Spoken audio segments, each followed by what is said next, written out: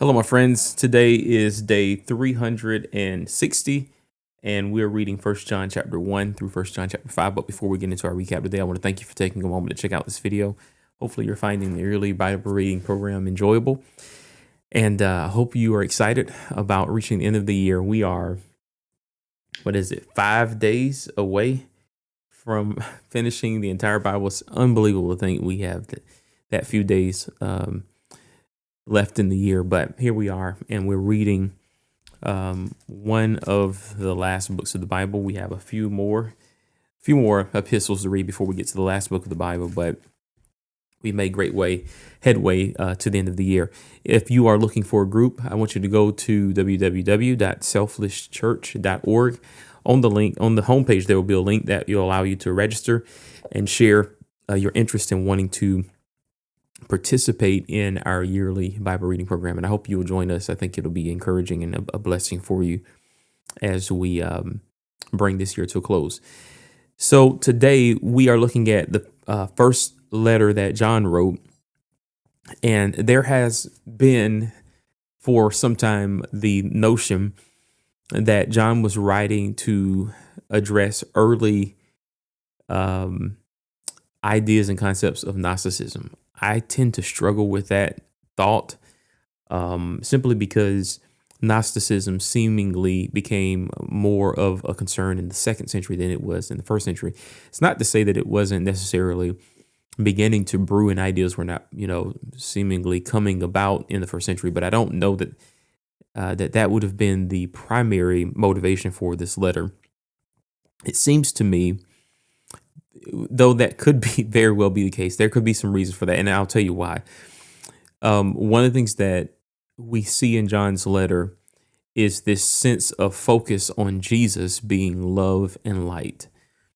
And while that can be a way of addressing Gnosticism, I think, based on what we read in the letter, that these ideas are simply ways of getting a fundamental concept of Jesus' existence and what it means to be a part of the body of Christ across to early believers, young, immature believers who are trying to find their way in this new life exampled by Jesus Christ.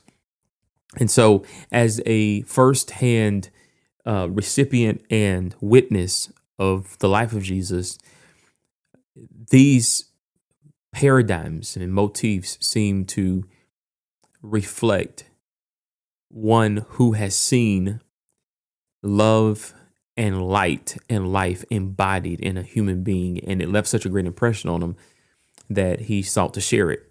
And it doesn't hurt that Jesus actually said that anyone that would be his disciple would love one another. And so he's taking on the characteristics and the mindset of a first century believer who would have walked closely with Jesus Christ and saw these characteristics expressed along the way. So there are a few things that point out, again, light, love, life. But then there's this other thing as well that stands out, this major motivation and encouragement to separate oneself from the world. For instance, in chapter 2, where he says in verse 15, "Do not love this world nor the things it offers you, for when you love the world, you do not have the love of the Father in you. For the world offers only a craving for physical pleasure, a craving for everything we see in pride in our achievements and possessions. These are not from the Father, but are from this world, and this world is fading away along with everything that people crave, but anyone who does what pleases God will live forever." And when I read that, I don't just think of it as like immoral pagan. I think what John is thinking of here is the fact that the world as it is currently constituted, both from a Jewish and a pagan perspective. When I say pagan, I mean simply Gentile or Greek. The word pagan is not inherently negative. It simply means other than Torah keeping groups. But whether you're on the Jew or Greek side, Jew or Gentile side, whatever is the framework that holds up those systems, John is arguing that it's all falling apart. and that one should separate themselves from that world so that they might be a part of the new creation that God is building upon his son, Jesus Christ. Of course, the thing that threatens that the most is false prophets, as you see in chapter 4, and then just a lack of true love. Now, when I read chapter 5, I thought what was really good is the clear proof that one is a believer. He says, everyone who believes that Jesus is the Christ has become a child of God. And everyone who loves the Father loves his children too. We know we love God's children if we love God and obey his commandments. So notice what he does here. He sets a primary argument, right? The primary argument is if anyone believes that Jesus is the Christ, he's a child of God. And that everyone who loves the Father loves his children too. So you see this like developing argument that goes from belief to love and then to obedience, right?